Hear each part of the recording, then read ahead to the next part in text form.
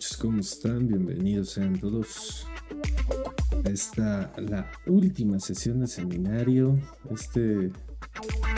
El primer seminario que damos aquí en Leer a la Letra, ¿verdad? Bien raro porque hay micrófono nuevo, entonces igual ya escuchan la diferencia. Y si no lo escuchan, pues ya ni modo, ¿no? Porque pues así es este rollo. La verdad es que no me di el tiempo, porque la verdad es que no me lo di, que sí lo tenía, ajustar todo el audio, ¿no? y demás desde cero. O sea que pues es todo un tema, de hecho. Entonces, pues bueno, avanzando sobre esa línea, sí me parece importante mencionar el hecho desde el cual llevamos 17 sesiones sin parar. Entonces, sí creo que es todo un evento, ¿no? Si nos la aventamos larguita. Ahí está la banda, ¿no? Pues bueno, esperando algunos minutitos, empezamos. 7:10. ¿Qué les digo? ¿Qué les cuento? La verdad es que este último fragmento vamos a hacer un resumen de lo que estuvimos viendo a lo largo de todo el seminario, ya para concretar, incluida la historia de lo que es el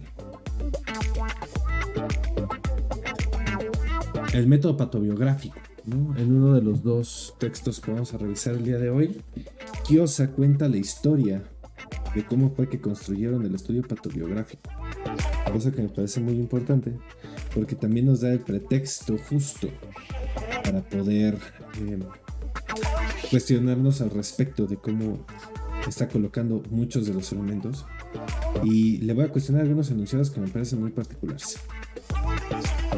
particularmente peligrosos, para ser específicos, ¿no? Por el acomodo y la redacción en la cual los coloca, y que creo que puede llevarlo a caer exactamente en lo mismo que cuestionamos con respecto de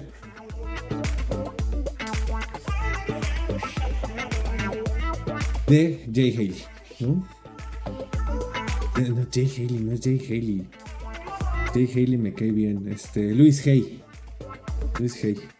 Jay Haley es bueno. Louis Hay, con Tú puedes sanar tu vida, ¿no? Entonces, bueno.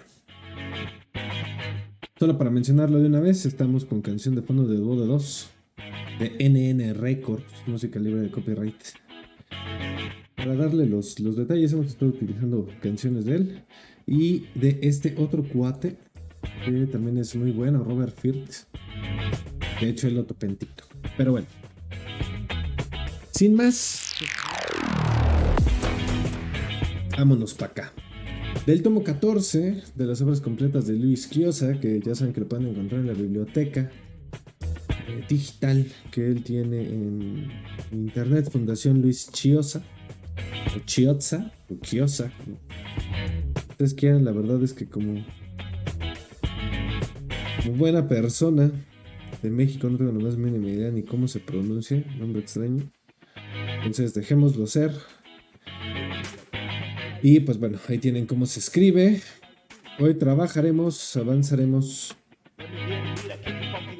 esta parte. La tercera parte, que es lo que vamos a trabajar de la 137 a la 160, que es la historia que se oculta en el cuerpo y la conmovedora experiencia de resignificar una historia, que esta es la historia del proceso patobiográfico, ¿vale? Entonces, para cerrar con estos elementos,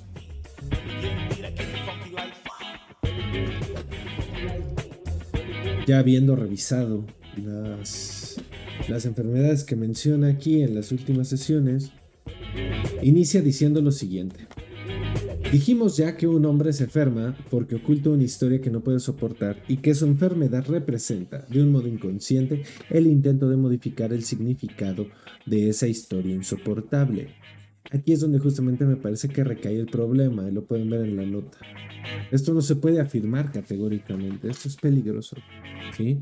Y lo dirá adelante. ¿Por qué? Porque el enunciado, en la forma en la cual está acomodado, sí alcanza a transmitir esta idea de que todas las enfermedades tienen que ver con algo que psíquicamente no hemos elaborado, cosa que no es cierto, ¿sale?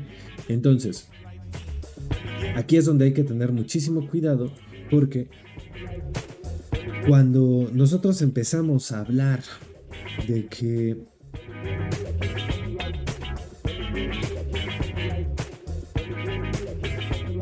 las enfermedades están vinculadas al cuerpo, no podemos olvidarnos del cuerpo, que es algo que Kiosa retoma, pero que también desde esta lectura médica, pues hay una cierta ansia de saber qué es lo que genera la enfermedad, ¿no? Y pareciera que intenta responderlo con la fantasía. No creo que alcance, ¿no? O sea, yo sí me parece que es pertinente considerar que hay personas que se enferman y que no necesariamente van a colocar una fantasía ahí. O sea, me parece que justamente colocarlo en que toda enfermedad, ¿no? Como dice, un hombre se enferma porque oculta una historia que no puede soportar, me parece riesgoso por su estatuto universal. Entonces yo ahí discreparía con Kiosa, ¿vale? Porque hay gente a la que no. Si hablamos de los niños que nacen con cáncer, pues, ¿de dónde? ¿No? O sea, ¿de dónde podría surgir el conflicto per se? O sea, desde antes, desde el vientre ya están teniendo conflictos inconscientes. Me parece problemático a muchos niveles. Entonces, ¿de qué nos va a estar hablando acá Kiosa? Primero, nos va a ir justamente a hacer la diferencia entre lo que es una historia. El tema principal de este apartado es ¿qué es una historia? ¿Sí? ¿Qué clase de historia nos interesa a nosotros? Me parece muy pertinente por estas diferencias con respecto de la medicina y con respecto de la psiquiatría. La historia que hacen y buscan los psicólogos no es la misma que van a buscar los psiquiatras. Eso es un hecho y tampoco van a ser las mismas que van a buscar cualquier médico, sea el que éste sea. Entonces, habiendo colocado esto sobre la mesa, Kiosa nos va a decir, ¿no? Va a citar aquí se va a autocitar, ¿no? La historia que buscamos no tiene que ver con una concepción cronológica, con una concepción lineal de lo que está ocurriendo, ¿eh? Entonces, ahí es donde está justamente el escenario, ¿no? El trabajo. Lo que va a ocurrir es que vamos a terminar encontrando elementos que parecen más literarios, que es lo mismo que le pasó a Freud, ¿sale? Se trata de una historia que no penetra en la conciencia como historia, sino como drama actual, porque está viva en cada acto y ocurre en un presente eterno, una historia que puede narrarse en cualquier tiempo y lugar, porque se repite siempre de nuevo como si fuera nueva, como en el Érase una vez de los cuentos infantiles, en donde todo ocurre en una vez,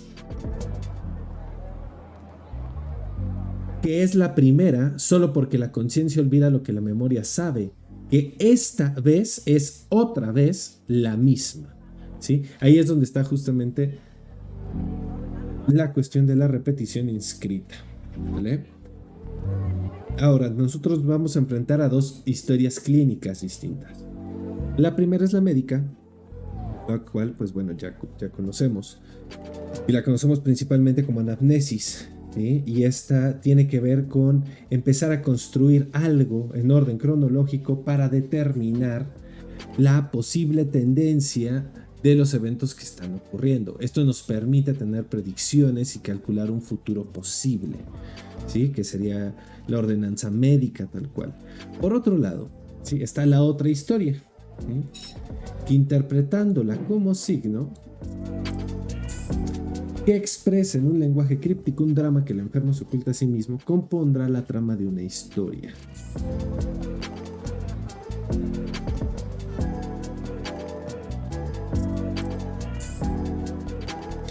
que integra ese episodio aparentemente accidental en la coherencia de un sentido que recorre el conjunto interno de una biografía. Entero, no eterno, ¿no? Corrijo, ese lapsus fue mío. ¿A qué se refiere esto? Hay elementos que atraviesan ese momento histórico del sujeto que enferma que se están repitiendo constantemente. Ahí es donde Kiyosaki está apoyando su estudio, ¿sale? Entonces, ¿para dónde va a avanzar esta segunda cuestión de la historia? ¿Sale? Kiyosaki va a empezar a establecer por qué la historia es un constructo diferente al de la cronología, ¿vale? Y esto es importantísimo porque solemos creer que es lo mismo, ¿no? Que una historia es un relato, ¿vale? Entonces, para Kiyosaki esto va a tener un modelo histórico-lingüístico. Tiene que ver con cómo se produce algo del discurso, algo de los enunciados con respecto de lo que ocurre, no solo una sucesión de eventos causa-efecto, ¿sí? ¿Qué es lo que llamamos historia? Una mera sucesión cronológica no basta para constituir una historia, ¿sí? ¿Por qué?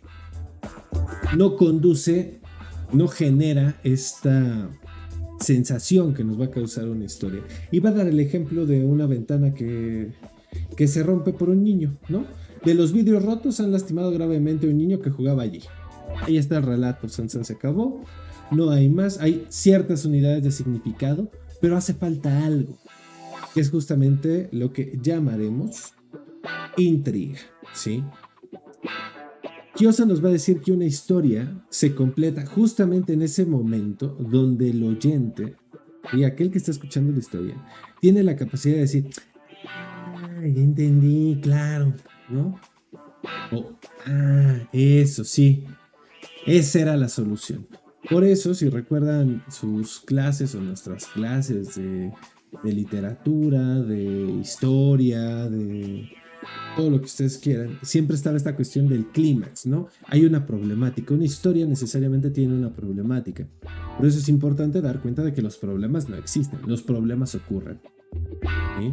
Es porque los problemas están en un contexto que son problemas. Por eso cuando llega alguien y dice, pues es que corté con mi novia, ¿y el problema cuál es, no? Corté con mi novio, ¿y el problema cuál es? Pues no es un problema, ese es un evento, ¿sí? Es que me puso el cuerno, ajá, es un relato, ¿no? Corté porque me puso el cuerno, ajá. ¿Y ahora? Pero de repente bajó mucho, porque aparte el día estaba lluvioso y tengo que estar checando los beats. Pero bueno, ¿cómo va a llamar Kiyosaki a este problema? Lo va a nombrar intriga, ¿vale?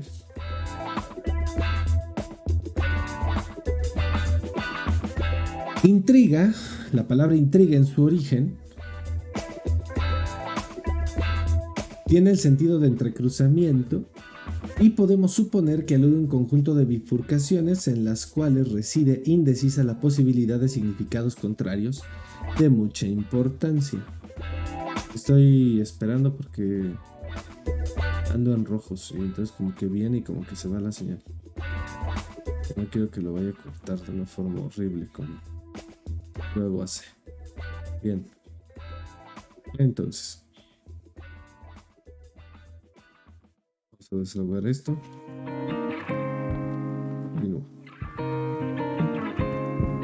Nos va a decir que justamente la historia tiene carne y que aparte de la carne, como si fuera un ente vivo, tiene un esqueleto, ¿vale? La historia va a contener elementos que permiten armar un argumento. Es este trazo de intriga, el entrecruzamiento, lo que debe desanudarse y resolverse y va a permitir dar una conclusión con un significado claro. ¿Cuál es el esqueleto de la historia? ¿Sí? Por lo general, el esqueleto de la historia son temáticas universales que se van a rellenar con los detalles de la historia singular. ¿Cuáles son estos elementos? Ya los veremos en adelante, ¿sí? Principalmente, por ejemplo, temáticas como son la venganza, la expiación de la culpa. ¿Sí? O sea, estos dos elementos son atemporales, universales y típicos de nuestra realidad humana, ¿sí? Entonces ahí es donde hay una consideración, donde todos estamos pasando por problemáticas muy similares, cosa que no quiere decir que se resuelvan igual, porque no tienen las mismas coordenadas que tiene que ver con esta carnita de la historia, que son las coordenadas singulares de cada sujeto. ¿Por qué nos conmueve? ¿Sí? ¿Por qué nos interesan las historias? ¿Qué tienen que ver con esta dramática de ser seres humanos? ¿Sí? Porque nuestra condición humana nos remite sí o sí a ciertas preguntas que vale la pena hacerse y vale la pena responderse en el trayecto de lo que es la vida. ¿Sí? Muy al contrario de los libros de autoayuda que te dicen, yo ya tengo la respuesta, pues no necesariamente, ¿sí? Por eso esta frase, que es muy buena, no es exagerado decir que vivir es jugarse la vida, ya que la vida inevitablemente se apuesta, se pone entera en el vivir. Vivir implica algo de la decisión. Y para allá va a apuntar lo que nos está presentando Kiyosaki. ¿Sí? ¿Por qué? Porque a cada paso de la historia los personajes toman decisiones. Y ahí hay un elemento muy importante de esto. Nosotros podríamos decir que los sujetos viven constantemente en una tragedia. Una tragedia que se les repite. Una tragedia que les está indicando qué y cómo se suponen o se supone que deben de ser las cosas. Y siempre termina exactamente igual. En tanto termina siempre exactamente igual, tenemos un problema. Porque pareciera que el sujeto no decide nada. No, al sujeto siempre le va mal. Siempre son todos los hombres los infieles. Bueno, son todas las mujeres las traidoras. Bueno, o sea, ejemplo tan cliché como el enunciado de la repetición. Como si el sujeto no tuviera implicación ahí, como si no pudiera hacer absolutamente nada. ¿No? Esclavo eterno de la tragedia de su destino. ¿Qué es lo que implica jugarse la vida? Saber que las decisiones que uno toma pueden cambiar la vida. Y entonces uno deja de ser sujeto de la tragedia de los fantasmas inconscientes para pasar a ser agente del drama de su vivencia, donde lo que le ocurre, pues bueno, es resultado de sus decisiones. Y si él decidió, ahora puede decidir diferente. Y habrá cosas en las cuales pues no pueda decidir, que es otra cuestión del drama. Ahora, ¿qué es otra cuestión importante de la historia? La historia, cuando se relata, no está ocurriendo, ¿sí? El hecho que la historia relata no está ocurriendo mientras se relata la historia. Es porque el hecho ocurrió que podemos hacer su historia. Aún mejor, es porque el hecho está ocurriendo. Es porque está en este momento y entonces yo detengo la escena y puedo empezar a construir y elaborar la historia para después regresar y tomar decisiones, ¿no? Como este tiempo fuera, ¿no? Que llegan a proponer los conductistas, ¿no? Dijimos ya que los enfermos cuya historia narramos en este libro pusieron en un momento dado su vida entera en el significado de una historia y se enfermaron de un modo que concuerda con la trama de esta, ¿eh? Y ahí es donde está el tema, esos enfermos. Si nosotros apuntamos al universal, tenemos un problema con la singularidad de las historias, porque no todos van a resolver sus conflictos llevándolos al cuerpo. La historia no solo representa o relata un hecho que ya ha terminado de ocurrir, sino que también y fundamentalmente se despierta en la medida en que tiene la capacidad de representar un acontecimiento actual, inconsciente, que permanece en curso y cuya intriga no se ha definido todavía. Ahí es donde está tal vez lo más importante de este evento y de esta puntuación de la historia. El psicoanálisis no trata solo del pasado, no se trata de ir a recorrer el pasado, ¿no? Y la historia, porque no, o sea, es la historia, y Kiyosaki lo va a decir de una forma muy bonita, a mi parecer. La historia que se hace presente en este momento, ¿no? ¿Qué es lo que va a pasar? Los temas de las historias suelen ser una intriga, ya lo dijimos, las intrigas suelen tener dos fases, porque suelen tener implicación en una escena que tiene dos polaridades, ¿sí? que pueden ser, por ejemplo, el éxito o el fracaso, el triunfo y la derrota, la heroicidad y la muerte, ofensa y venganza, culpa y castigo, júbilo y pena. Y es entre estas dos que el sujeto se está decantando todo el tiempo con su decisión. O va a quedar en uno, va a quedar en otro. Y es donde entra la cuestión ética. La cuestión moral tendrá que ver con otros estatutos, ¿sí? ¿Cuándo termina la historia? Cuando se detiene, cuando se deshace la intriga, que es la que se constituye alrededor de la cuestión. ¿Cuándo, cómo, dónde y por qué se pasa de una fase a otra? ¿Cómo es que yo paso de ser héroe a morir? ¿Cómo es que paso de la ofensa a la venganza? ¿Cómo paso de la culpa al castigo? ¿Cómo paso del júbilo a la pena o de la pena al júbilo? Ahí es donde termina la historia, ¿vale?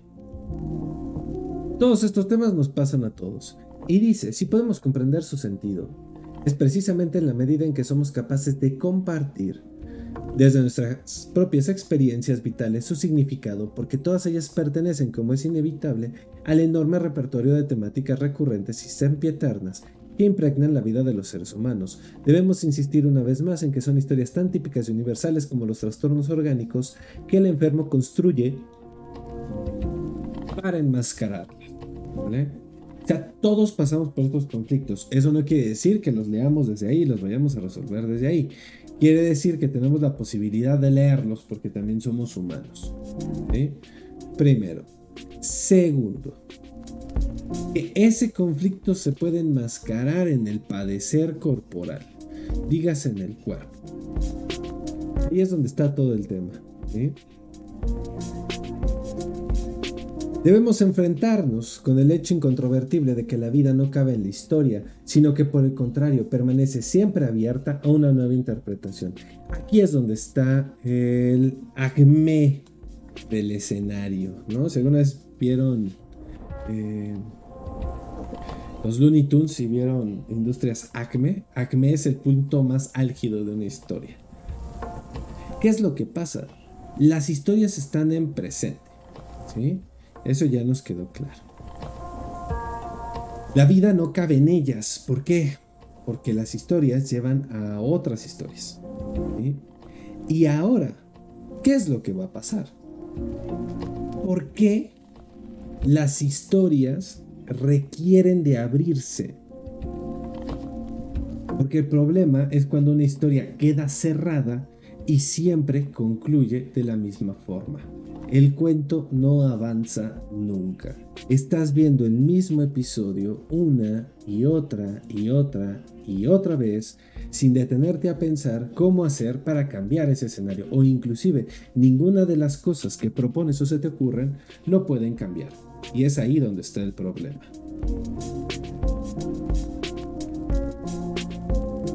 Estamos estrenando taza, pero bueno, ese es otro chisme. Entonces,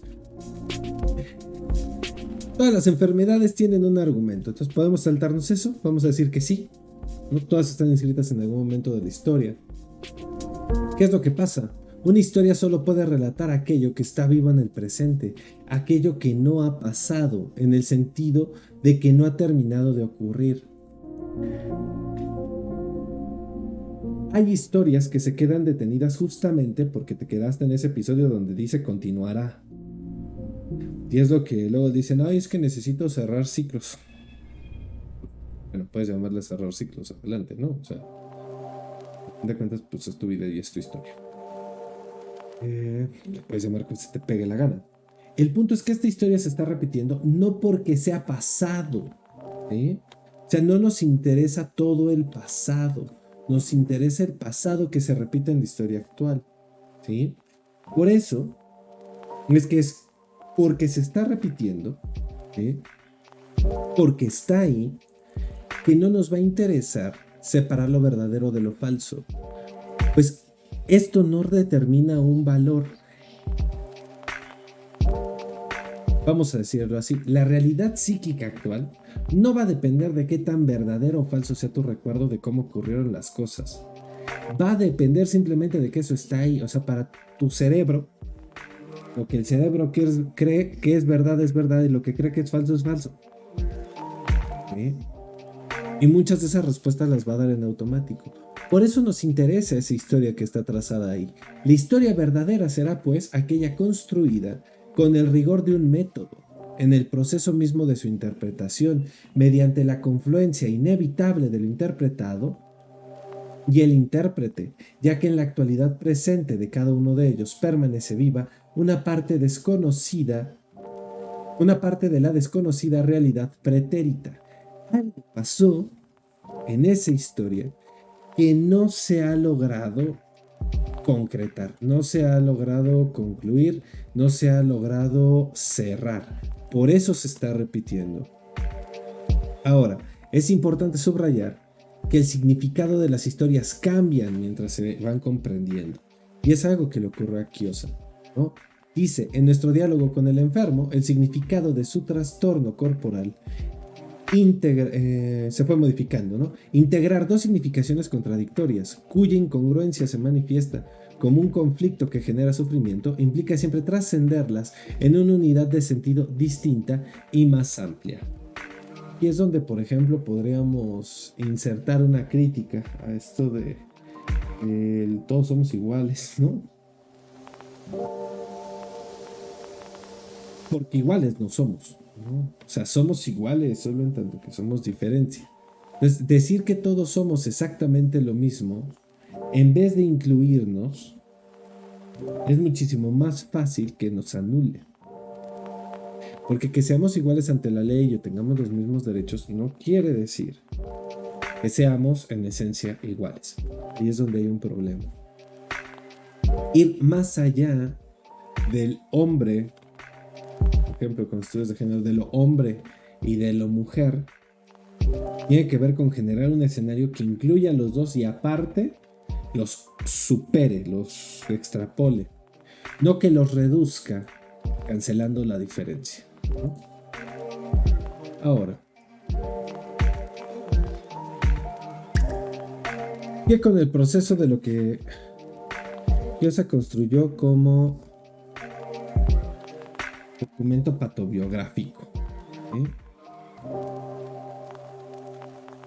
¿Qué es lo conmovedor de resignificar una historia?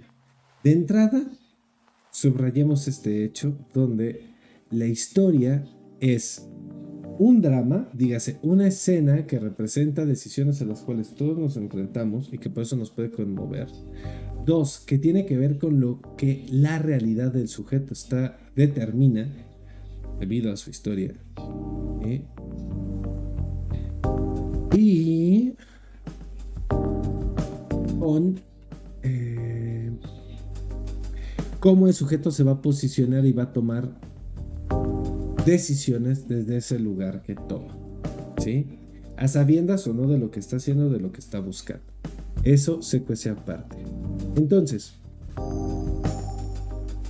hacer esto, resignificar la historia, tiene que ver justamente con dar cuenta cómo se construyó, cómo se está jugando en este momento, qué elementos son los que se recuperan, cuáles no, y por qué y para qué. Y sobre eso buscar otras formas de resolución. Hay que recordar, y esto ya está dicho hace mucho tiempo, está en Freud, no recuerdo en dónde, que justamente el síntoma es una forma de resolución de un problema. Entonces, voy a intentar acabar rápido por la conexión. Ya después tenemos que otra cosa. Ahora, ¿qué es lo que va a pasar con el desarrollo de lo que Kyosa construyó? Nos vamos a bien rápido, nos vamos a acabar en 1 hora. Bueno, por eso me ponía a leer, ¿ven? Dice: hoy, a más de 20 años después de haber realizado el primer estudio patobiográfico, conversamos todavía muchas veces acerca de lo que sucede con el paciente y con el equipo médico durante la ejecución del método.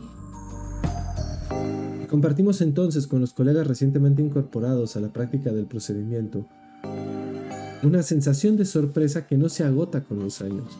Nos asombra aún que, cuando se examinan de manera intelectual y a distancia, los distintos pasos que integran el estudio completo, sea casi imposible sospechar la profunda implicación emocional del enfermo y del equipo médico que ocurrirá al hacerlo. O sea, uno no puede entrarle a estos temas sin jugarse, ¿sí? O sea, esto de vamos a plantear distancia, ¿sí? Eso no quiere decir que la historia de aquellos que escuchas no termine tocando alguna fibra de la propia historia. Ahí es donde hay que hacer una diferencia, ¿no? Por eso el análisis, la supervisión y la formación teórica son radicalmente importantes, porque si no, el practicante, psicoterapeuta, psicoanalista, escoge el enfoque que quieras, va a estar radicalmente imposibilitado de realizar su función. Ahora, ¿qué es lo que va a ubicar Kiosa? Hemos aprendido que el llamado insight, la comprensión súbita y esclarecedora de la verdad, de la verdadera significancia de un hecho o de una situación, es, como lo ha dicho Bion, una perspectiva revertida, un cambio catastrófico que deja huellas imborrables y que sin embargo volveremos a perder una y otra vez hasta que el proceso de elaboración lo fije de manera que pueda ser recuperado. Esto muy seguramente tiene mucho que ver con la perspectiva. Bueno, no muy seguramente, ¿no? O sea, radicalmente.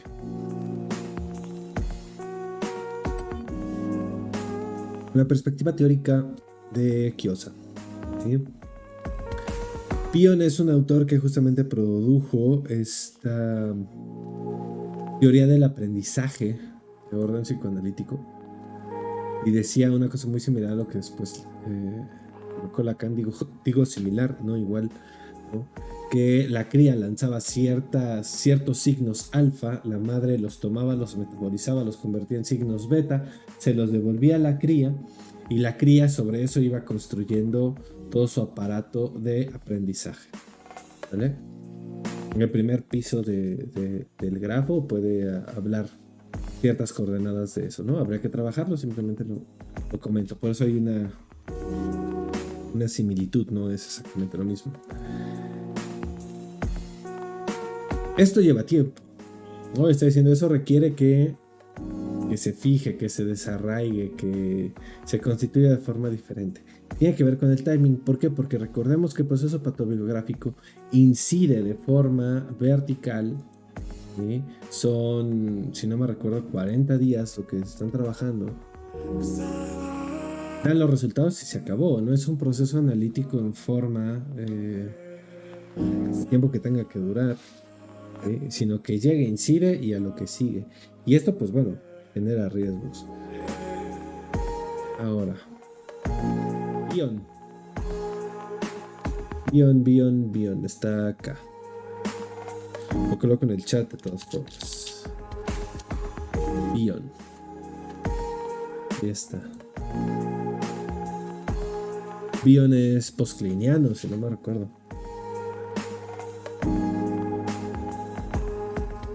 Sí, debe ser postcliniano o postfreudiano.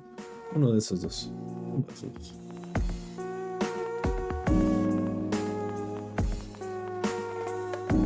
No sé por qué te lo estoy relacionando con Abraham, pero por ahí. Y creo que sus textos varios se consiguen en PDF. Ahora, Kiosa no esperaba, y esto es lo que dice, que la ejecución de este proceso patobiográfico le diera una mayor claridad sobre elementos en la práctica psicoanalítica en general. ¿Sí? Y esto tiene que ver con cómo se ejercía la práctica psicoanalítica.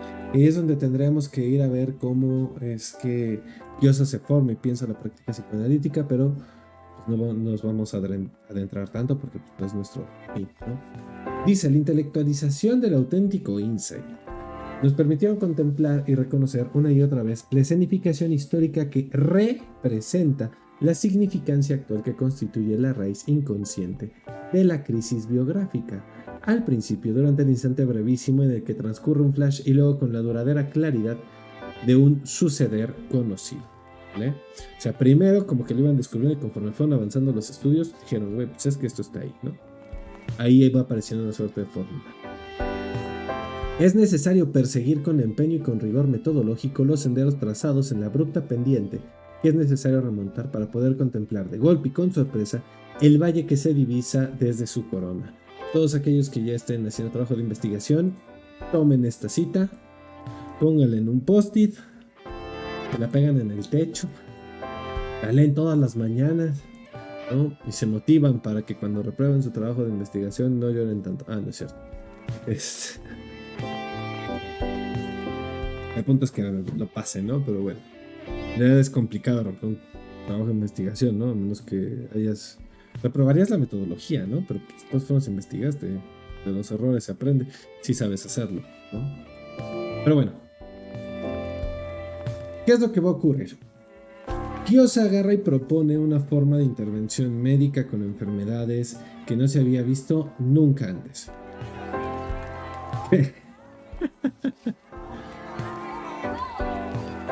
Todos reprobamos un trabajo de investigación, todo. En algún momento nos tocó.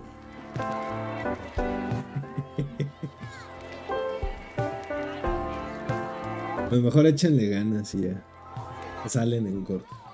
Entonces, Dios está proponiendo algo junto con un grupo de personas que no había pasado antes. O sea, está rompiendo, vamos a llamarlo así, esquemas. Entonces, obviamente, pues hay un recorrido importante que realizó, ¿no?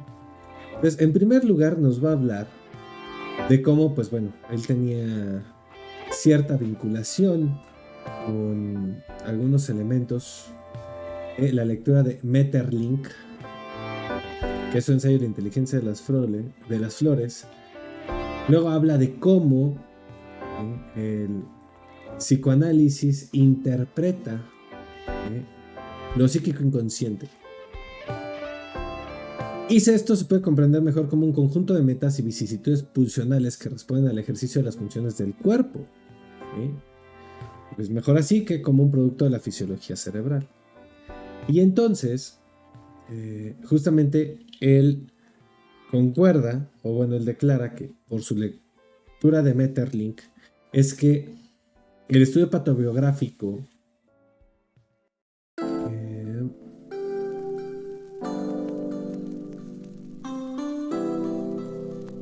huye de la noción de psicogénesis, de los problemas necesariamente que nacen de lo psíquico, huye del diagnóstico psicopatológico, de la llamada psiquiatría dinámica, y se centra como más en cómo está ocurriendo ahí algo de la exigencia de lo orgánico.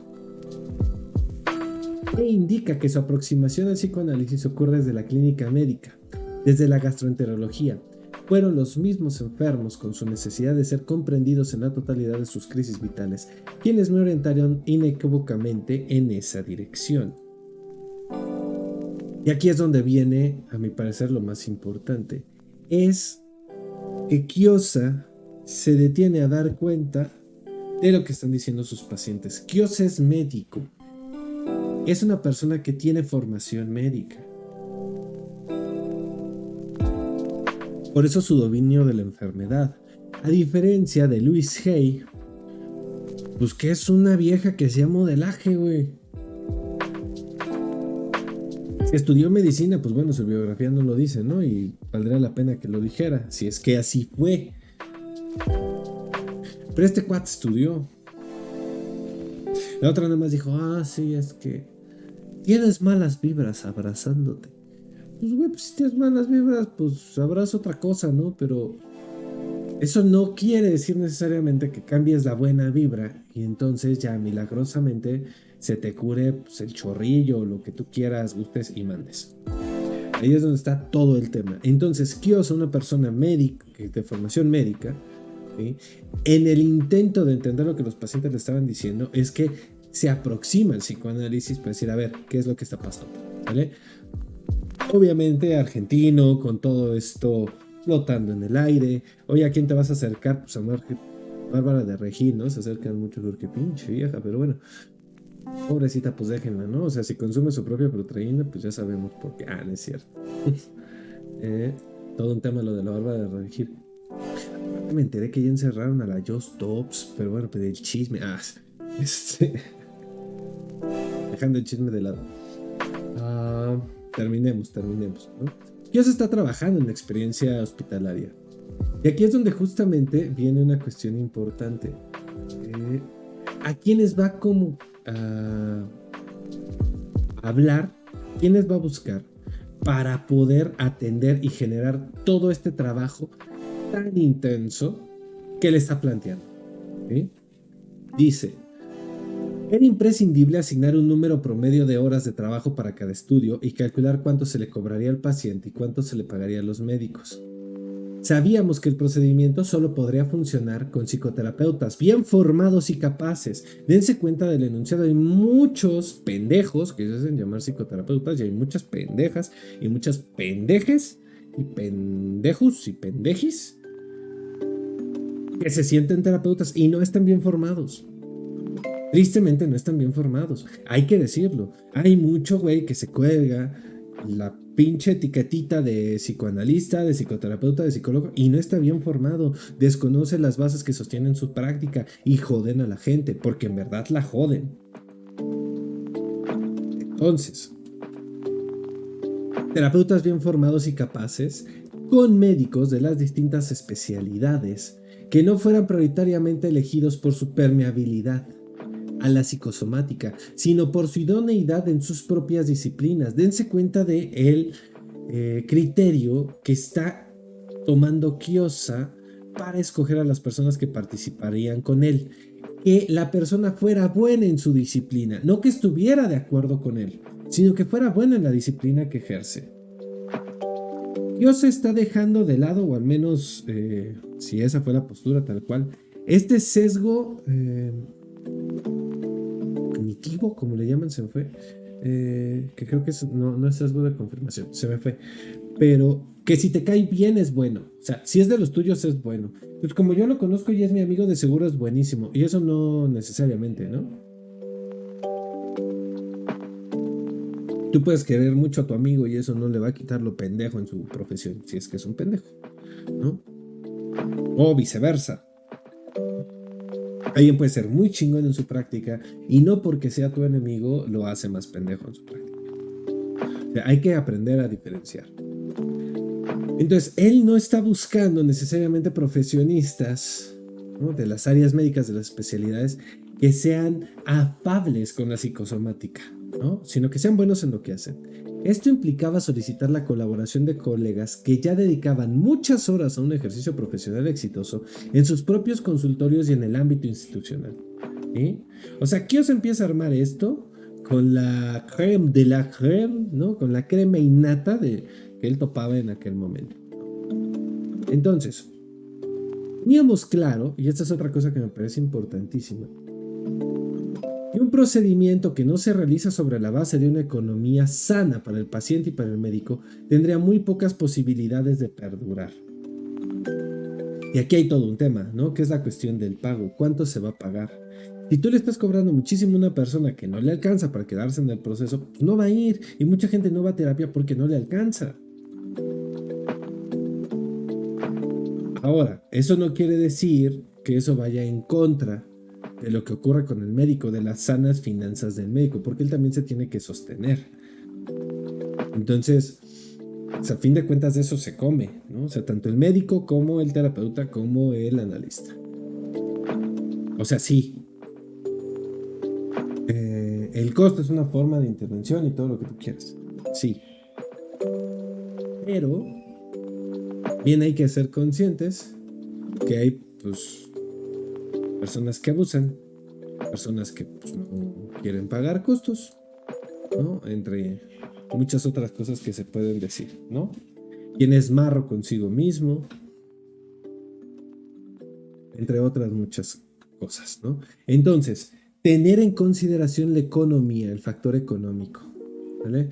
Necesitaban un lugar adecuado. Y por último, la idea de un equipo que pudiera brindar una concentración de esfuerzos, dígase muchas horas médico por cada hora paciente, y la idea de una intervención puntual dirigida hacia el cambio de un trastorno concreto. Por este motivo, nuestro centro debería llamarse Centro de Consulta Médica, Esto es bien importante, subrayando de este modo que nuestra intervención típica, por más que se realizara en un plazo aproximado de 40 días, tendría el carácter de una consulta. Es decir, que quedaría encuadrada dentro de límites temporales precisos. Esto ya lo habíamos mencionado en otra serie, en otro episodio del seminario, ¿no? En otra sesión de seminario. Esto ya es serio, güey, o sea, se lo vamos a vender a Netflix. Entonces, en otra sesión de seminario, ¿vale? Que el estudio patobiográfico queda separado del ejercicio de análisis personal del paciente. Es una forma de destrabar los elementos psicológicos que están interviniendo en la enfermedad fisiológica del consultante. ¿Vale? La cura médica es por parte del médico, por eso Kiosa no cancela el médico, a diferencia de lo que Luis Hay puede decir. Yo fui con 80 médicos y entonces ninguno me sirvió porque somos almas trascendidas y entonces lo que me quitó, lo que me pasaba era perdonar y entonces se fue el rencor porque era un alma maligna al interior de mi cuerpo. No, güey, ¿no? ¿Quieres ser New Age? Sé New Age, adelante. Es tu culo, haz con él un papalote. Esa es tu decisión, ¿no? Pero la cosa no funciona así, ¿no? Hazla como quieras, no funciona así. Entonces, le llama centro de consulta médica porque está en un encuadre médico, ¿sí? Llegas, consultas, yo te hago toda la entrevista que requiero y entonces te doy un resultado. ¿Cuál es el resultado? Esto y esto. Ahorita en adelante va a hablar justamente de estas diferencias con respecto a por qué no entregaba un expediente tal cual, ¿no? Que sí estaba, pero que darlo era un tema, ¿no? ¿Cómo es el trabajo patobiográfico? ¿Cómo se lee la actualidad en el estudio patobiográfico? Porque ya vimos que justamente se ve los síntomas, los momentos en los cuales se ha enfermado, qué es lo que estaba pasando en su vida. Revisan fotos, historias, recuerdos, una gran cantidad de información, ¿vale?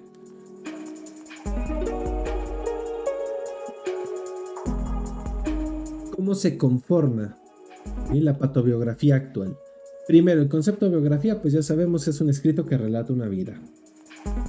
Nos queda claro. Ahora, el concepto del patos, ¿no? Este me parece muy importante. Les voy a extender este porque me parece importante que se vea más.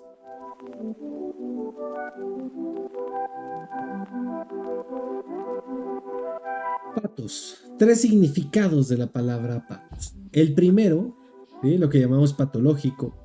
Otro, a lo que llamamos afecto o pasión. Dense cuenta. Y el tercero, que tiene que ver con la corriente filosófica de Gasset, Ortega y Gasset, Heidegger, Sartre, alude al aspecto esencial del ser humano que consiste en que no solo es caracterizado por cuanto es, sino que por el contrario, muy especialmente por aquello que no es e intenta ser.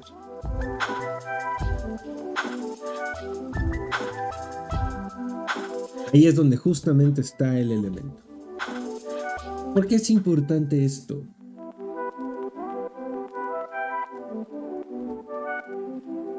Los griegos, cuando hablaban del patos, hablaban justamente de estas pasiones que enfermaban al hombre, ¿no?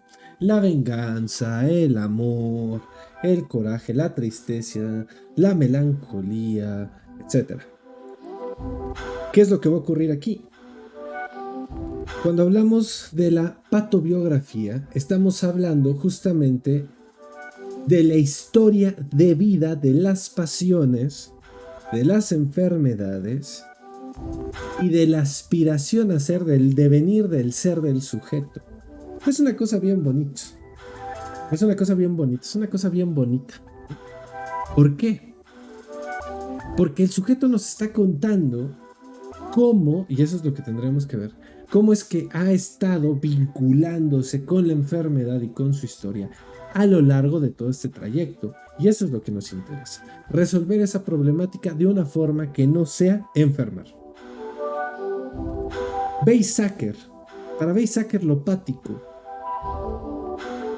tiene 5 categorías que lo constituyen: querer, deber, poder, en el sentido de permiso, de autorización, tener que es el sentido de la obligación, y poder en el sentido de capacidad, ¿sí? Entonces, uno es autorización y otro es competencia, ¿no? Si lo quieren ver desde ahí. Ahora, ¿qué es lo importante de estas 5? Hay cosas que se quieren, ¿sí? Y hay cosas que se deben. Hay cosas que se deben, pero que no se quieren. De esas 2, ahora hace falta agregar, ¿sí? Que estén autorizadas, que se puedan, ¿sí? Aparte, que se tengan, porque hay cosas que no se tienen, que no. Y por último, que uno tenga la capacidad y el poder de. Si uno va mezclando esas 5, puede ir determinando distintos escenarios, ¿no? Ahora, ¿qué es lo que nos va a interesar de este ejercicio? La patobiografía es una sucesión, un encadenamiento o sustitución de las enfermedades, afecciones y trastornos que forman parte de una vida, pero será además y sobre todo el relato escrito de una vida en cuanto tiene de padecimiento y pasión, en cuanto alude a lo inacabado de esa vida que se encamina siempre de modo inevitable hacia una meta incumplida. O sea, lo que nos interesa del estudio patobiográfico es eso que aún no se ha logrado concluir, que está flotando en el aire, eso inacabado de la historia, que se está repitiendo para poder en algún momento terminarse. ¿Eh? Ahora, lo actual es justamente lo que en este momento está en nosotros, porque no todos los días, no en todos los momentos está actuando el mismo elemento de nuestra historia en nuestra vida, ¿sí? Por eso de lo que se trata es de una resignificación, es decir, de una nueva y distinta significación, o sea, un nuevo sentido que surge cuando se destruye el anterior, ¿sí? Porque hemos desarmado la historia. El paciente oculta en lo que transmite, ¿sí? O bueno, no lo oculta per se él, pero vamos a decirlo así. Nosotros procuramos ensayar la magnitud del camino que debe ser recorrido y disminuir el ineludible peaje que se debe de pagar. Está pagando mucho por avanzar por ahí. Por eso intentamos sustituir el sufrimiento neurótico por el sufrimiento que es normal en la vida. No hay posibilidad de una vida sin sufrimiento. Hay que grabárselo a fuego. De algo se va a sufrir. La vida tiene sufrimiento. No puede haber un ejercicio ético de la psicoterapia, ni del psicoanálisis, ni de la psicología que niegue el sufrimiento. No hay fórmulas mágicas. Por eso el coaching es una tomada de pelo. Porque esta es la receta para que seas feliz y no sufras. Hay otros que se ven más mañosos, ¿no? Pero ese es otro tema. Entonces, sustituir este sufrimiento que está extra por el sufrimiento que pues, todos tenemos que pasar, porque claro, hay cosas que van a doler, ¿no? Necesariamente van a doler. Denme un segundito, en 3 minutitos estoy con ustedes, ¿no? Listo, disculpen. Bueno, entonces, la cuestión del sufrimiento, ¿no? Todos sufrimos. Ahora, ¿cuáles fueron las primeras dificultades a las cuales se enfrentó Kyosa? Esto es importante para saber de dónde él toma ciertas posiciones y me parece importante con todos los autores. Toda persona que propone algo nuevo se tiene que montar en su macho en algún momento. Inclusive, por ejemplo, el momento de montar ya se fue otra vez. Ahí está. Ya volvió. Y ese es.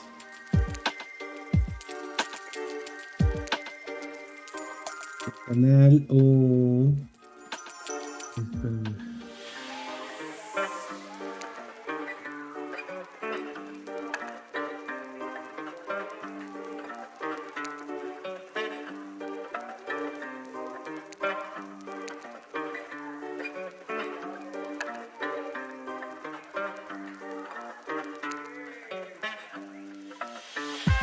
Ah, bueno, ya volví.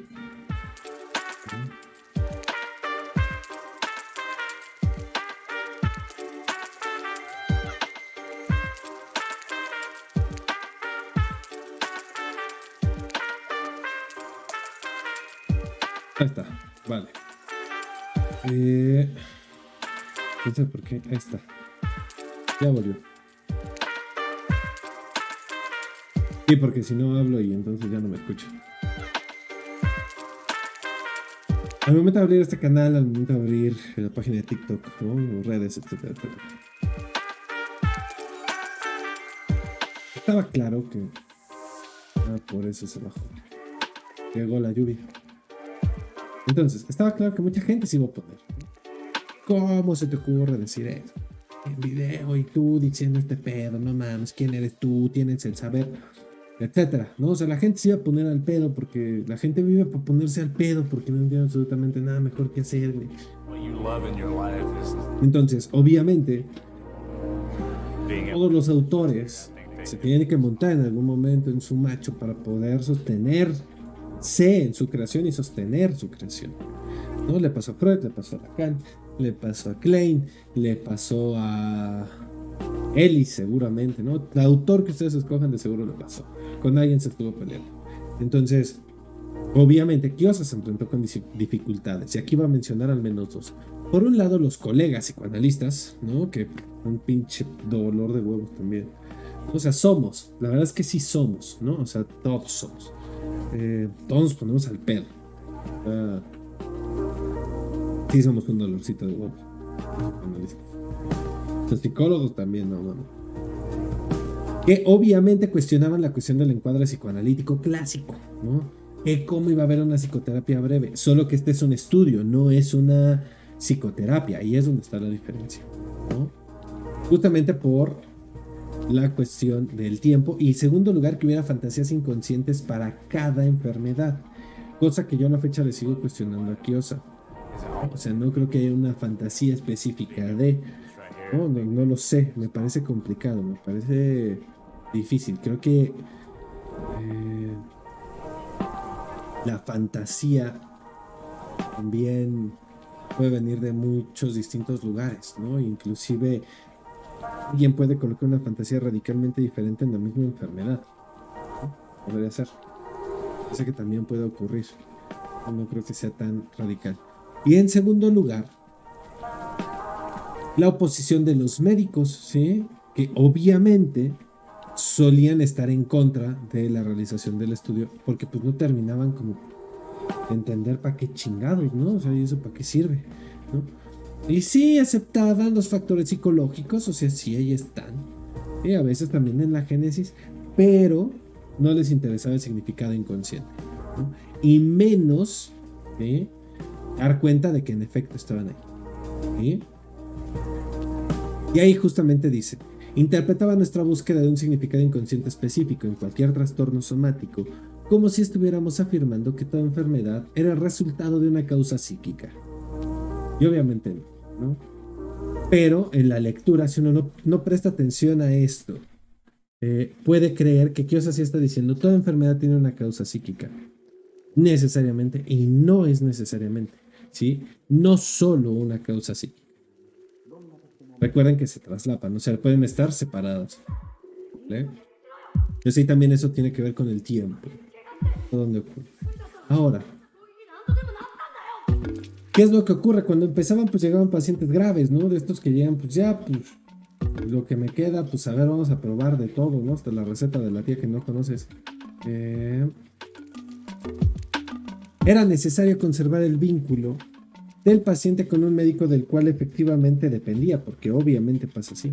Un niño depende efectivamente de sus padres y un enfermo psicótico de su grupo familiar.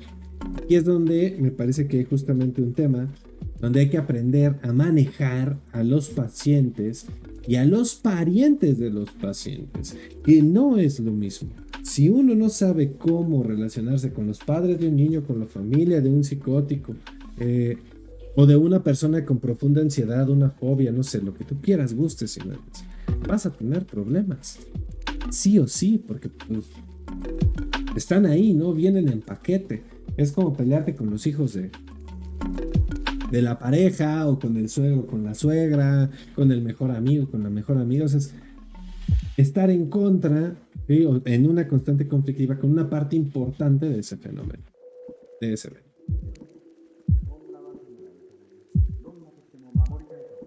Lo estoy tomando de todos lados, yo no sé.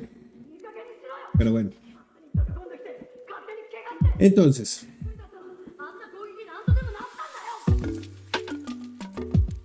vamos bien en tiempo. ¿Qué es lo que ocurría con esos primeros momentos? Pues obviamente se tenían que apoyar solo en su convicción teórica, en lo que habían visto y en lo que habían descubierto y de cómo iban confiando ellos en lo que iban ofreciendo, ¿sí? Y uno de los problemas era la devolución, y aquí aparecen las entrevistas finales, en las cuales comunicamos nuestras conclusiones, aunque se realizan sobre la base de 4 o 5 páginas escritas, son habladas y poseen el significado de un acto que allí, en ese momento, se cumple. Nos cuenta el estatuto de acto, ¿vale? ¿Por qué? Sabíamos que entregar al paciente un informe que pudiera leer o comentar fuera del contexto de esas entrevistas sería contraproducente, porque aprendimos que debíamos huir de las frases y sentencias que pueden ser recordadas como se recuerdan las máximas. Hoy encontramos un montón de gente que va nombrando su psicopatología, entre comillas psicopatología, porque quién sabe si sí la tengan, ¿vale? Como si fuera su credencial de presentación, ¿no? Hola, soy Juanito, soy psicótico. Hola, soy Juanita, soy ansiosa. Hola, soy menganito, soy introvertido. Hola, soy fulanita, soy depresiva. O sea, güey, nadie le importa, ¿no? O sea, ¿por qué tendría que importarle al otro la patología que tienes? Para que me tengan en consideración. Ahora le va. Pero ¿por qué te presentas desde ahí? O sea, eso es todo lo que eres. O sea, como si fuera una coordenada, y este es el tema, se empieza a convertir en una coordenada para habitar el mundo. Y eso está muy jodido. Como si uno no pudiera habitar el mundo desde otro lugar. Como si uno ya solo fuera eso, ¿no? Y ahí hay todo un tema, ¿no? Inclusive con todas estas políticas de la identidad. Pero bueno, o sea, adelante, ¿no? Creo que es un tema muy complejo. Pero ahí es donde justamente está el tema. Dar estos enunciados como máximas hacen que la identidad, que el yo del sujeto se congele y no pueda salir de ahí. Es algo que pasa muy seguido con Alcohólicos Anónimos, si llegan a conocer a alguien de Alcohólicos Anónimos, ¿no? Por poner un ejemplo.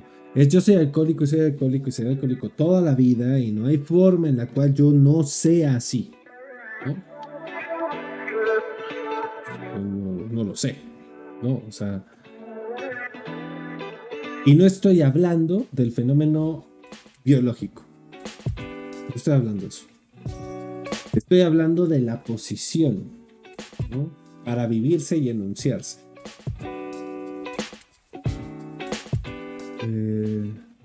Un escenario.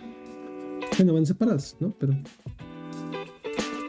primeros logros, ¿sí? Obviamente, pues una emoción importante. Y esta pregunta, ¿por qué no habrá venido antes? Dado que en una biografía puede verse, como suele suceder en el cine, casi el momento preciso en el cual se elige el camino que conduce a la enfermedad. Ese instante es importantísimo, ¿sí? Y eso todos, inclusive como personas, nos lo preguntamos, güey, ¿por qué no lo hice antes? Cuando uno se detiene a contar la historia de su vida, dice, güey, ¿por qué no lo hice antes? Y entonces es donde esa pregunta debe de hacerse de forma seria. Sí, ¿por qué? ¿Por qué chingados no te moviste antes? Esa es la diferencia, una de las muchas diferencias entre la psicología y el psicoanálisis. El psicoanálisis sí va a tomar la pregunta de por qué. La psicología, no en todos los casos, pero sí en muchos, puede tomársela de, bueno, no lo hiciste, pero ahora hay que hacerlo. Vámonos, órale. Que también puede llegar a ser una intervención en psicoanálisis, ¿no? Pero habría que ver, pues, cuál es el contexto, porque no es en automático, ¿no? O sea, vamos a sacar y vamos a solucionar a la persona ya. No hay problema, mientras más rápido mejor. Es una posición muy psicológica. Hay momentos para todo, por eso el tiempo es importante. Esto no quiere decir que te quedes ahí una eternidad hasta que la persona transcurra por cosas que pueden ser inevitables, ¿no? O sea, creo que hay de temas a temas. Que ahí es donde ocurre el famoso caso por caso. ¿Vale? Pero las personas pueden venir antes si tienen claro ese momento en el cual la enfermedad llega a ocupar el lugar de destino y de condena. ¿Sí? Conforme fueron avanzando los resultados, obviamente, la historia, la fama se fue distribuyendo. Y pues bueno. Dice, más tarde veríamos cómo este proceso se repetía en grupos de colegas que en otras ciudades recorrían cuidadosamente las huellas de una experiencia que conduce desde la idea de que algo sucede cuando se realiza un estudio patobiográfico hacia la idea de que la enfermedad se modifica y que a veces se modifica hasta un punto en el cual uno al principio se resiste a creer. ¿Por qué? Por los mismos canales que están alimentando la enfermedad. ¿Vale? Y ahí es donde habría que hacer toda una búsqueda. ¿No? Ahora, la evolución del método. Dice, todo paciente contiene en su alma un diálogo inconcluso con algún personaje de su historia. Un diálogo que desearía y no puede reanudar, aun si ese personaje es alguien que ya ha muerto. No es esto lo que imposibilita la reanudación del diálogo, porque la verdadera dificultad no consiste en la carencia de alguna otra persona que pueda ocupar, aunque sea transitoriamente su lugar, consiste en que faltan las palabras adecuadas. Ahí es donde entra justamente la función. Aquel que está dando lugar a que se posibilite acceder a esas palabras, construirlas, desarrollarlas, hacer que aparezcan, ¿sí?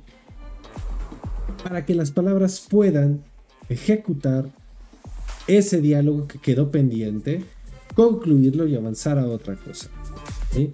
Para que se pueda construir esa historia.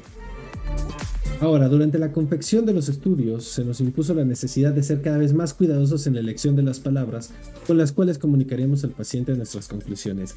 Si con algo no puede jugarle al verga el psicoanalista o el psicólogo, es con las palabras. No debe de ser extremadamente cauteloso con las palabras que va a utilizar para explicar algo, porque toda palabra tiene consecuencias y tienen deslices muy particulares, ¿sí? Por eso también se vale pensar y detenerse a pensar las palabras que uno va a utilizar.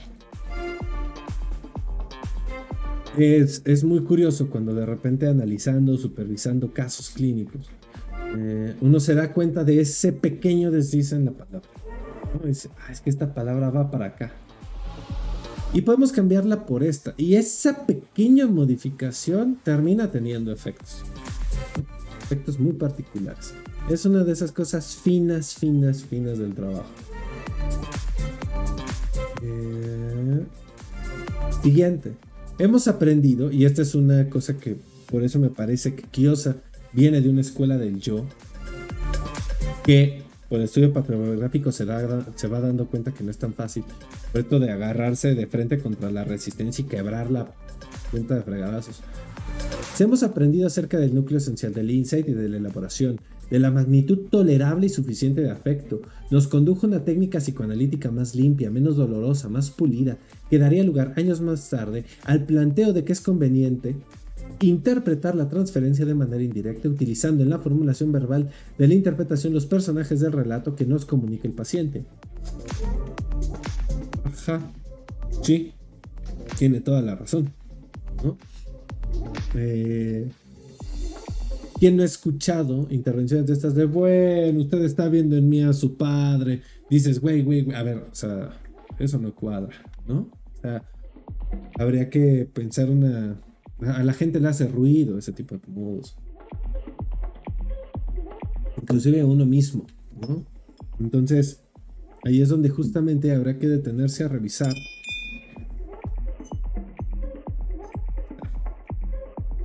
Detenerse a revisar estos elementos porque seguramente hay otras formas de transmitir esa información, ¿no? Entonces, Kiosa se va dando cuenta de la importancia de las palabras, que a veces en Freud es muy complicado. Es como, sí, tú querías la teta de tu madre, ¿no? Cuando igual y puedes cambiarlo como tú lo que querías era amor, ¿no? Ah, bueno, sí, porque tal vez no necesariamente era la teta, y es donde el don, la noción del don de Lacan me parece fundamental. Ahora,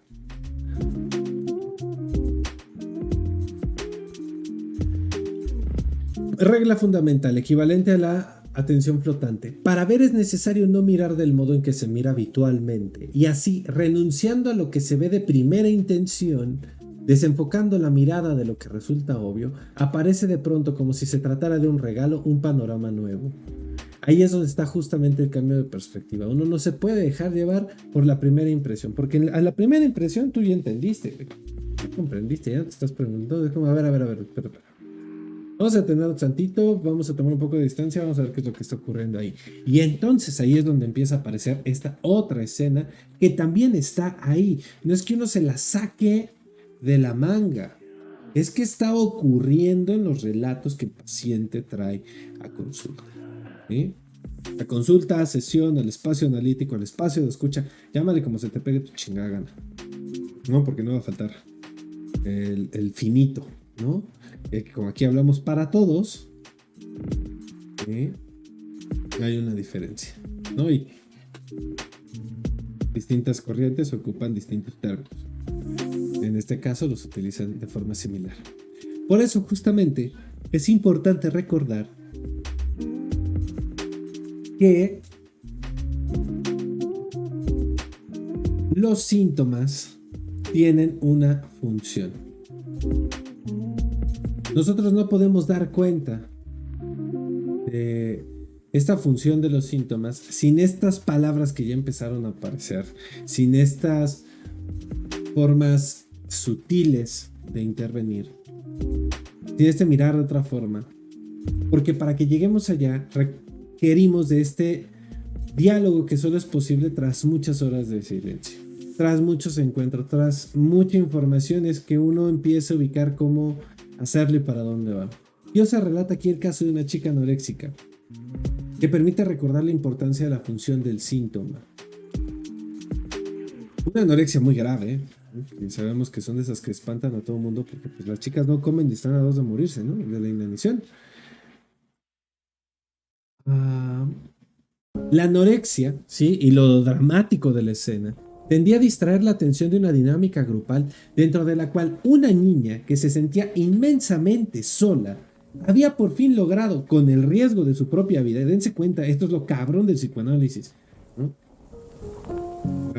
Mucha gente no le gusta oírlo, pero poniendo en riesgo su propia vida, esta niña había logrado al fin, y en un intento de comunicación inconsciente, introducir el caos, el fracaso y la imperfección en una familia exitosa, entre comillas, y perfecta. Había conseguido atención, había conseguido que se vieran cosas que antes no se veían. La enfermedad le estaba dando un lugar diferente de existencia a esta chica. Por eso, recordar que el síntoma es una forma de resolución de un conflicto es fundamental. Porque si tú quitas el síntoma, lo bruto, lo que aparece es toda la angustia de que eso no está solucionado, ¿no? O sea, estás intentando parchar el barco, entonces habría que ver cómo hacerlo de una forma, ¿por qué no decirlo así? Amable, respetuosa, cálida, atenta, ¿no? Sabiendas de que el otro siente. Por eso es muy mala idea, ¿sí? Intentar apresurar la solución, porque eso muchas veces no deja ver. Error número 1 del practicante clínico: intentar apresurar la solución de un problema. Mientras más rápido lo solucionemos, mejor. No, primero hay que entender el problema para después solucionarlo. La prisa es mala consejera.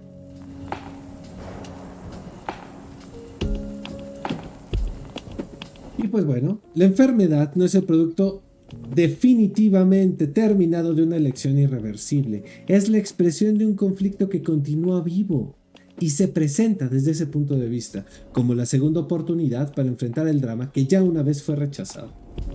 Darle la oportunidad de enfrentarlo y enfrentarlo diferente es una de las cosas más bellas del espacio analítico.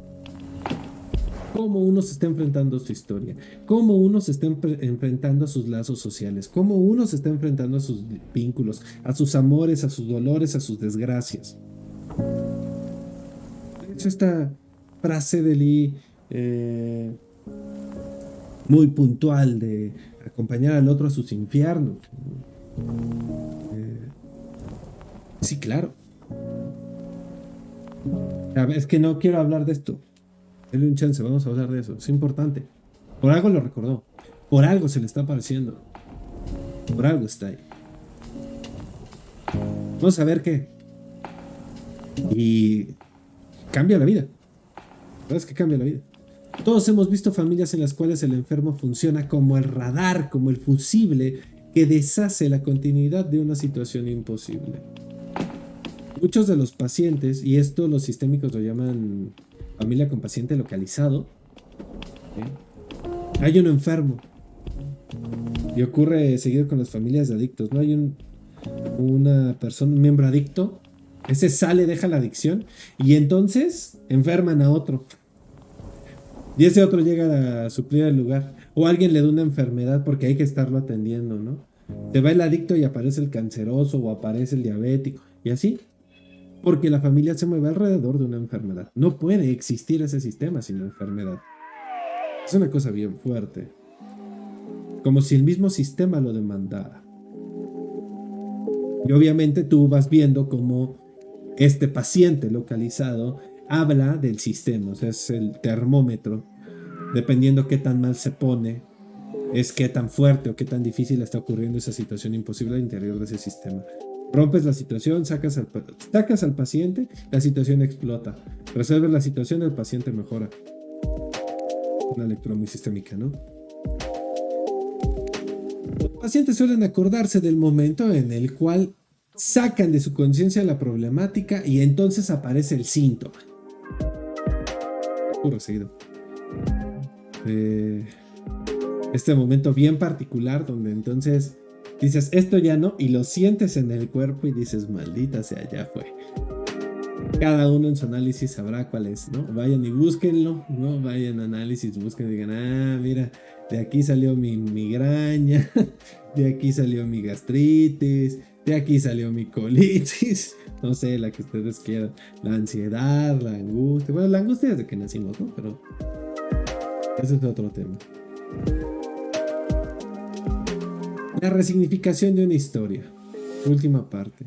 Insistimos a menudo en que sí es verdad que un hombre se constituye con millones de átomos que se relacionan entre sí, formando una particular estructura, igualmente fundamental y verdadero, es decir, que se constituye como un conjunto de historias que se contienen unas dentro de otras interminablemente. No solo somos nuestros átomos, nuestras células, nuestros órganos, también somos las historias que nos construyen como sujeto. Y ahí es donde la ciencia médica se dedica a una cosa y el psicoanálisis se dedica a otra.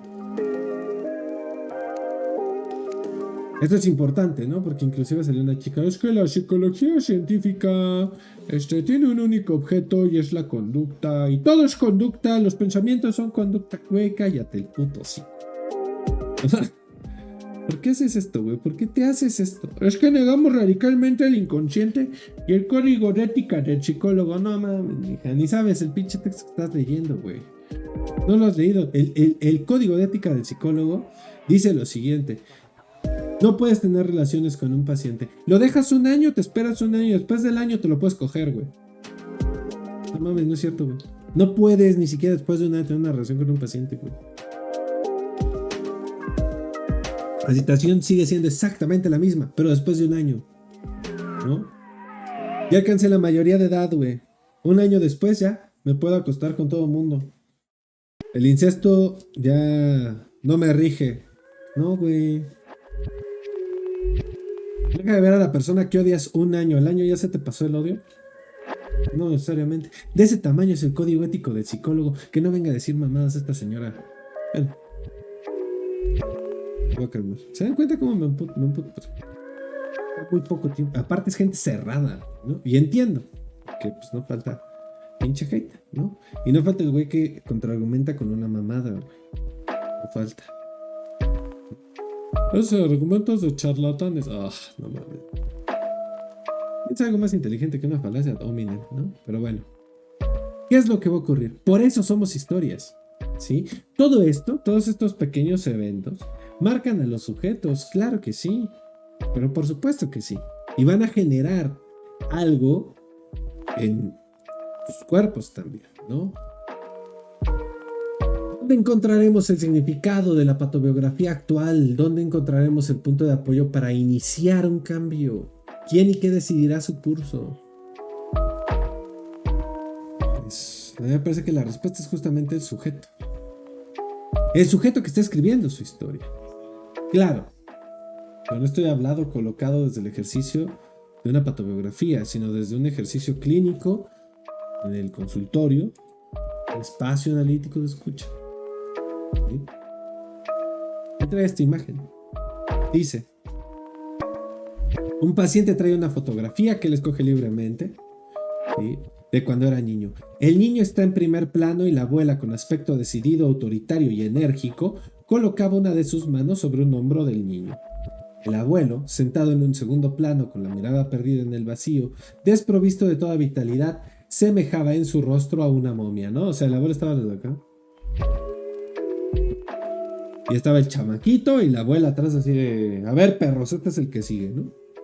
La foto reiteraba uno de los argumentos trágicos centrales de esa familia, en el cual los hombres y mujeres desempeñaban con escasas variaciones siempre los mismos papeles, y la mano en el hombro simbolizaba el traspaso de un mandato que configuraba un verdadero destino.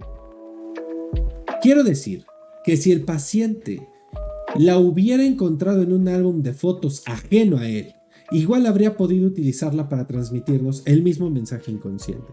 Porque esto es importante. Hay quien dice: es que el paciente no me está hablando de nada, me está diciendo pura basura. No. La única basura ahí es la que está en el bote, güey. Porque por algo te está hablando de eso. Si lo trae y está hablando de eso, alguna razón tiene para hablar de eso. Así sea hacerse pendejo. Y entonces te está diciendo algo de él. Hoy vine a hacerme güey.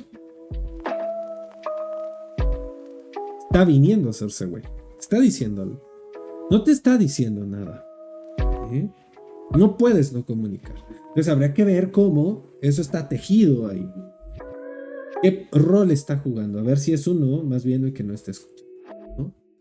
Y dice: un hilo argumental como el que acabamos de ejemplificar, entretejido con otros que lo enriquecen con una mayor complejidad dramática, forma el esqueleto histórico que sostiene el significado de todas las vidas. Se trata de un hilo que continuamente pasa de padres a hijos en una historia cuya carne emocional abarca siempre 3 generaciones. Las generaciones que han mantenido entre sí una convivencia más o menos concreta.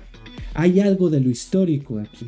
Lo histórico inscrito en el lenguaje a partir del cual se transmiten los modos de relación, vínculo y lazo social. No hay sujeto sin sociedad y no hay sociedad sin sujeto. Emergen al mismo tiempo. ¿Vale? Solo podemos ayudar si dejamos que la verosimilitud de una historia nos alcance, cuando estamos dispuestos a no obstruirle el camino. Hay que abrir la oreja, porque muchas veces el terapeuta no está dispuesto a escuchar. ¿Por qué? Porque hay cosas que le pueden. Por eso es importante su análisis personal. Por eso es que no puede haber, simplemente no puede haber trabajo psicoanalítico o psicológico desde alguna ideología o creencia, la que a ti se te pegue tu gana, porque entonces es tu ideología y tu creencia. Y hay que cuestionar, hay que entender desde dónde el otro está pensando y desde estos elementos intervenir y modificar.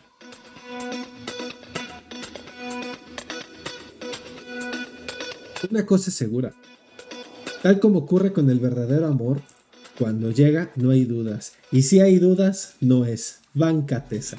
El significado que adquiere en un momento dado una vida parece ambicioso, pero el significado como el corazón para vivir hace falta.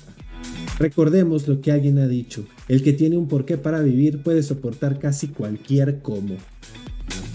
No sé ustedes, pero a mí me mamó esa última frase. ¿Sí? ¿Cómo le vas a hacer?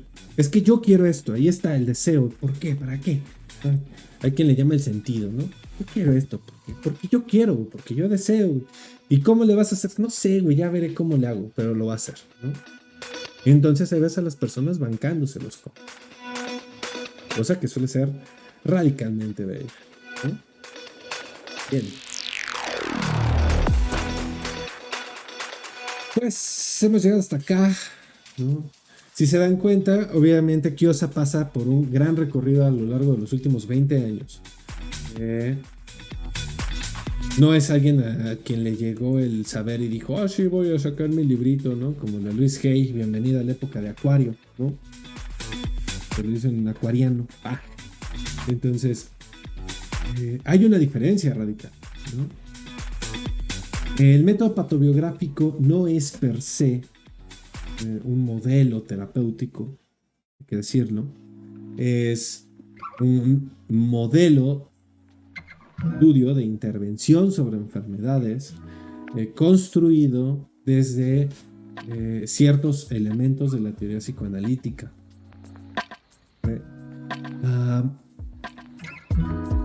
Por eso es que justamente hicimos todo este recorrido de cómo el ejercicio clínico acompañaría alguno de estos elementos cuando aparecen en consulta.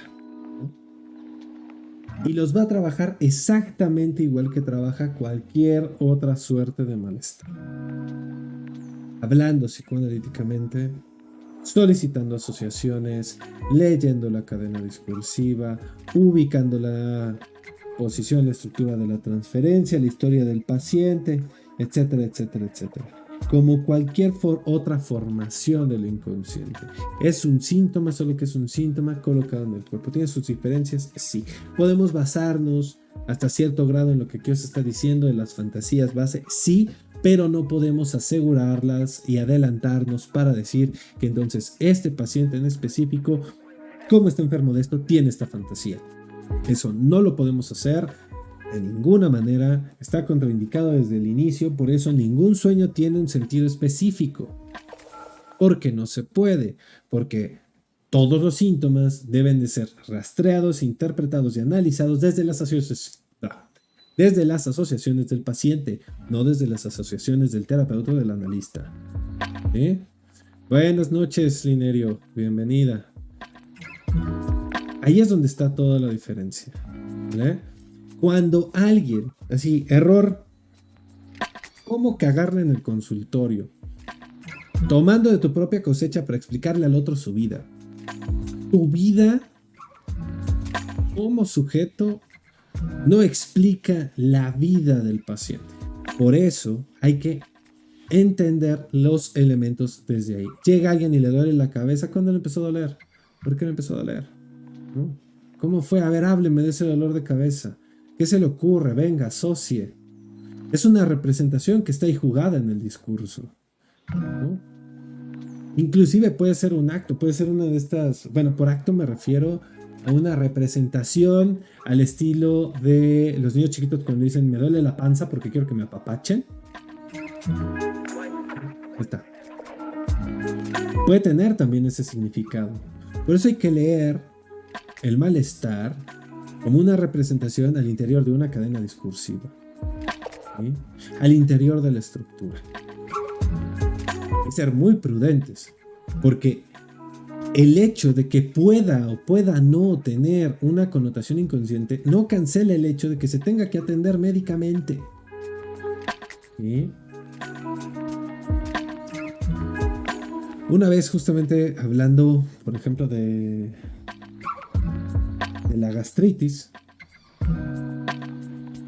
bueno, es que de seguro la gastritis es esto porque me estoy tragando, bla, bla, bla, bla, bla, bla, bla. Y pero aún así, tómese su medicamento. Tómese su omeprazol, su leche de magnesia, su pepto. Que joderse más el estómago. Sí, ¿verdad? Me tragué el enojo y ahora me estoy castigando con ese pedo. Y cada persona va a tener su lectura específica del malestar. Porque igual y para algunos la gastritis no es castigo, ¿no? Nada más es el mal trago, ¿no? Y entonces a veces se pone a la copa. ¿Quién sabe? Habría que leerlo desde ese lugar. Por eso es que Luis Hay genera más problemas de los que resuelve. ¿Sí? Clínicamente hablando.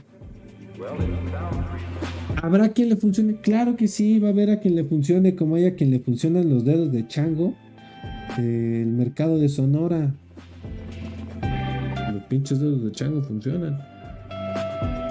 Eso no quiere decir que sea un modelo adecuado, ajustado y pertinente para el trabajo clínico. ¿Vale? Entonces ahí es donde hay una diferencia. Y pues bueno, no sé si hay alguna duda, sugerencia, comentario, solicitud, ¿no? Bueno, no sé, con respecto al seminario, eso sería todo. Les recuerdo que los videos aún no los termino de subir. Si tienen alguna pregunta pueden colocarlo en el chat. Nos vamos respondiendo. Me he atrasado con los videos, les prometo ponerme al día para revisarlos, trabajarlos y el rollo.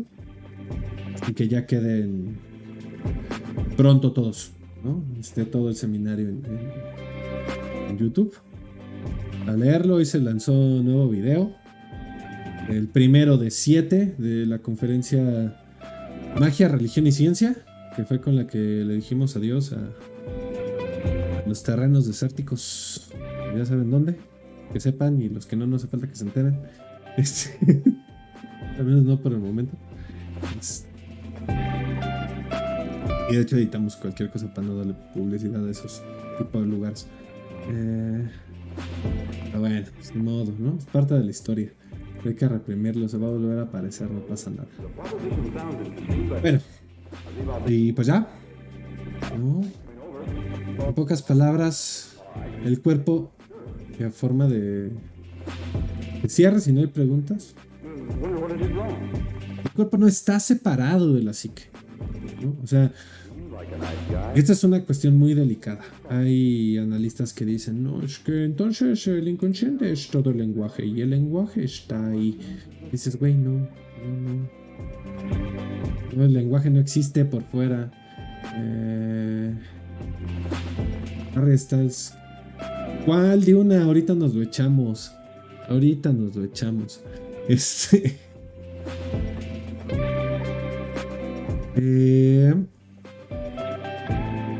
¿Qué? Ajá, el cuerpo no está separado de la mente. Hay quienes creen que entonces el inconsciente tiene el lenguaje por ahí. No, eso es no sin un sujeto, sin un pedazo de carne que lo hable, ¿no? Se están haciendo un nuevo estatuto de alma. No se dan cuenta aún, pero están construyendo un nuevo estatuto de alma, como si uno pudiera construir sujetos en su cabeza y después inyectárselos una bolita de carne, pelo y baba. Y no es cierto, esa bola de carne, pelo y baba trae algo en su propia consistencia de vida de lo real que está ahí, moviéndose, ¿no? Muchas gracias, Carly. Tengo que pensar cómo hacer para incrementar la interacción en el chat. Pero, les tengo un chisme buenísimo. Bueno, ahorita. Es que no sé si decirlo, entonces me lo voy a guardar para el próximo miércoles, ya que esté un poquito más claro. Pero no podemos separarlo y hay que aprender a leer el cuerpo. Y tal vez en algún momento el psicoanálisis se separó mucho del cuerpo, olvidó el cuerpo. Y ahí está toda la cuestión del acto, la carne, estos juegos de lo real, ¿no? Yo creo que es importante retomar, ¿no? Pues bueno, por ahora dejemos acá el seminario de psicosomática. Muchas gracias a todos los que nos acompañan. Les recuerdo que aquellos que hayan visto todo el seminario, que ahí tengo mi listita, ¿no? Ya después nos ponemos en contacto para su distancia, ¿no? Y por ahí. Y eso se va a poner bien bueno. Eso se va a poner bien bueno, ¿no? Que de hecho ya está, ¿no? O sea, a ver, detengamos acá. Me voy y regreso. Hasta acá la última sesión del seminario de psicosomática. Nos vemos el próximo viernes.